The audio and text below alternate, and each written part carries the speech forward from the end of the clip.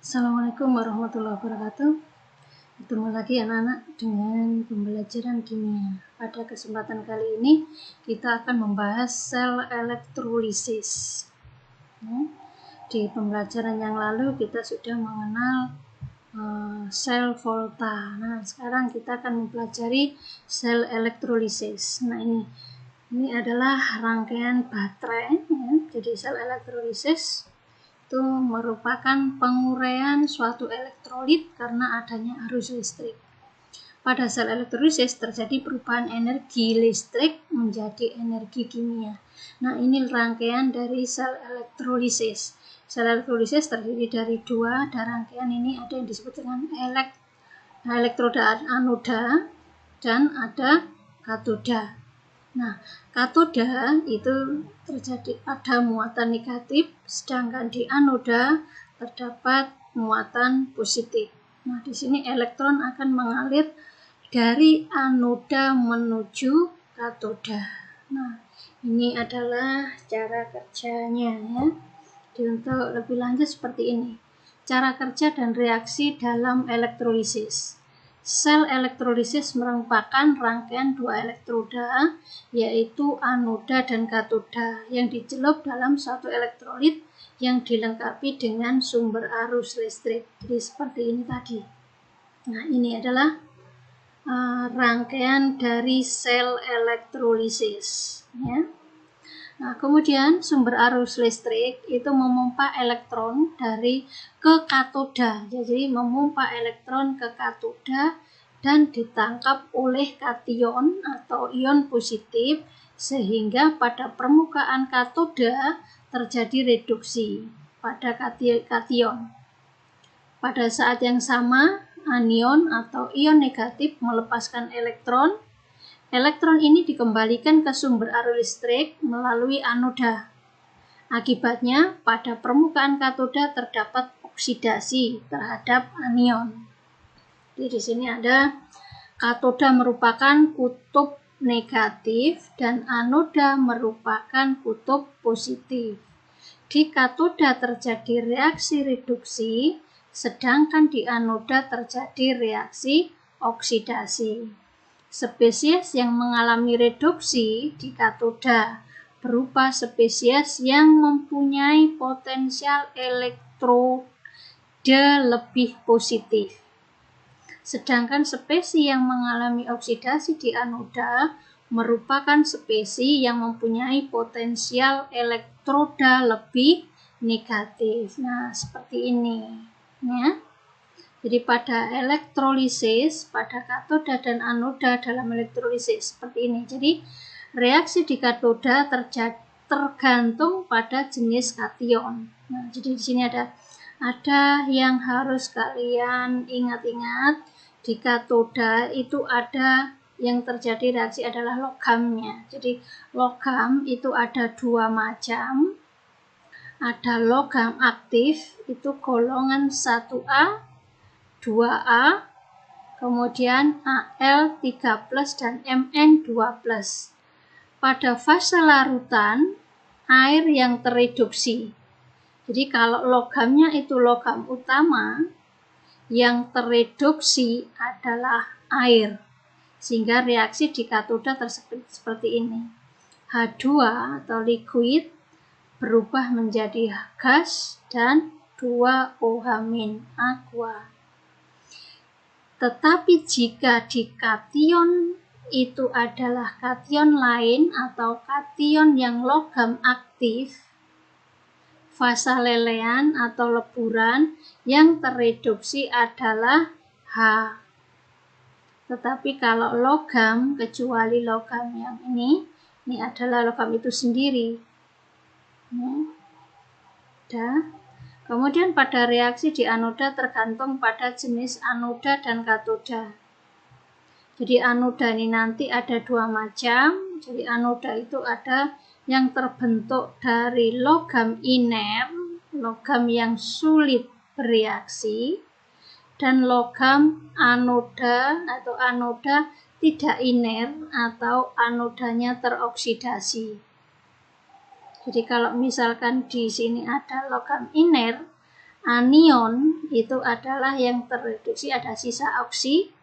Jadi kalau mengandung O, jadi anionnya mengandung O seperti ini, yang tereduksi adalah air. Seandainya sisa asam lain atau OH- atau O atau yang anion tereduksi, teroksidasi. Jadi seperti ini. Jika logam tidak iner, anoda yang teroksidasi. Jadi ini nanti anodanya yang akan bereaksi ya. Nah ini, atau ya bisa diingat-ingat seperti ini. Ini adalah rangkumannya, jadi yang kata kuncinya, sel elektrolisis itu adalah reaksi kimia yang memerlukan energi listrik. Pada katoda kutub negatif, pada anoda kutub positif atau disingkat dengan kenape. Jadi kalau katoda negatif, anoda positif. Nah, jika yang dielektrolisis leburan atau lelehan atau cairan, unsur yang terlibat dalam reaksi kation, anion, dan elektrodanya. Elektrolisis larutan, unsur-unsur yang terlibat dalam reaksi adalah kation, anion, pelarut, dan elektrodanya. Nah, ini adalah skema elektrolisis larutan. Jadi kalau pada katoda itu logam aktif, yang tereduksi adalah air. Reaksinya ini. Tetapi jika kation lain yang tereduksi adalah H. Sedangkan pada anoda, jika iner, H yang terbukti adalah ini. Jika logam tak iner, yang tereduksi adalah logamnya. Jadi logam aktif itu golongan 1A, 2A, Al, dan Mn. Kation tereduksinya. Itu ya. Nah, sekarang kita bicara ke hukum Faraday. Nah, ini materi kita hukum Faraday. Jadi hukum Faraday itu digunakan untuk menjumlah zat yang dihasilkan pada elektroda sebanding dengan jumlah arus yang dialirkan pada zat tersebut. Jadi pada elektrolisis berlaku hukum Faraday. Nah, ini yang disebut dengan hukum Faraday 1, hukum Faraday, ada hukum Faraday 1. Ya, ini hukum Faraday 1. Contohnya ini, jika ini ya, jadi V itu adalah berat yang diendapkan, E itu adalah ekivalen, jadi zat, AR dibanding valensi atau MR per valensi total. T adalah waktu, G adalah muatan listrik, 1 Faraday sama dengan 1 mol listrik atau 96.500 kolom. 1 kolom itu sama dengan 1 Faraday kali sekon.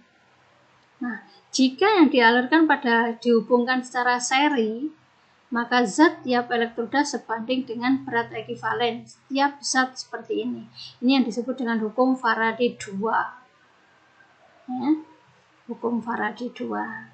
Ini nanti di buku bisa kalian pahami, bisa dibaca lebih lanjut. Kemudian ini ada contoh soal. Nah, ini ada contoh soal.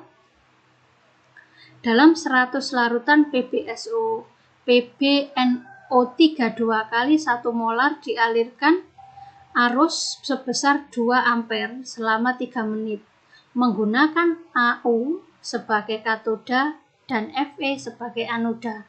Tuliskan reaksi elektrolisisnya. Jadi di sini nanti kita akan menentukan mana yang sebagai katoda, mana yang dianggap sebagai anoda. Nah, seperti contoh tadi yang saya terangkan tadi, di sini nanti logam katoda itu adalah yang bereaksi adalah logamnya. Jadi Pb ini direaksikan menjadi diionisasikan menjadi Pb2 kali ditambah 2NO3-. Nah, ini sebagai kation, ini sebagai anion.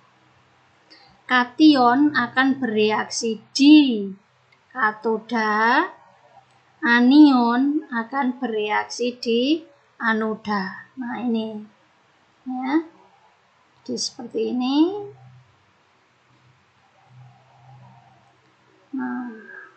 Nah, ini nanti kita tolong diperhatikan ini ya. Jadi contoh-contoh ini nanti kalian perhatikan. Nah, di sini nanti jumlah elektron harus sama, ya. Jadi jumlah elektron di sini 2 main, 2 elektron. Yang di anoda itu ada 4. Jadi elektronnya harus dibuat sama. Yang katoda harus dikalikan 2, ya. Jadi seperti ini reaksi selnya.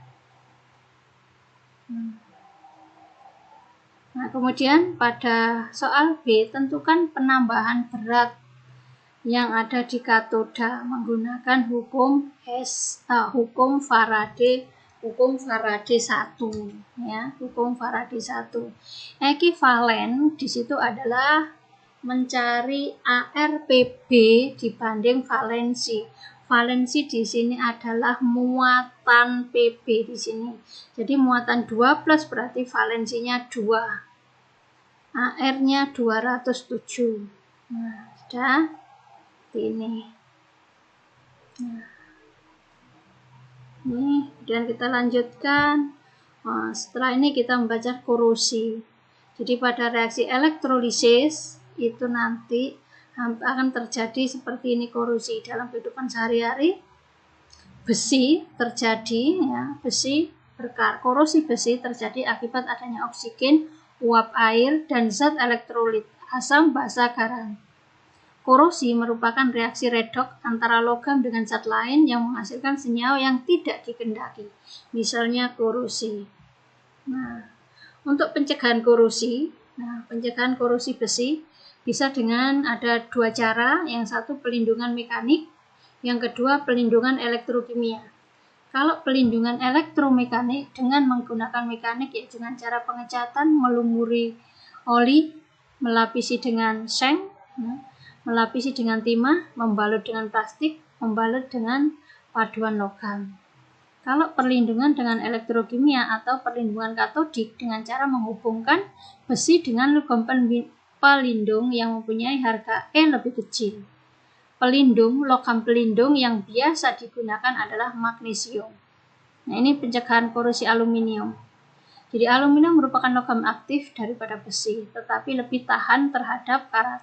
Aluminium yang berkarat akan membentuk aluminium oksida dengan cepat. Perkaratan akan segera berhenti setelah terbentuk oksida, lapisan oksida yang tipis.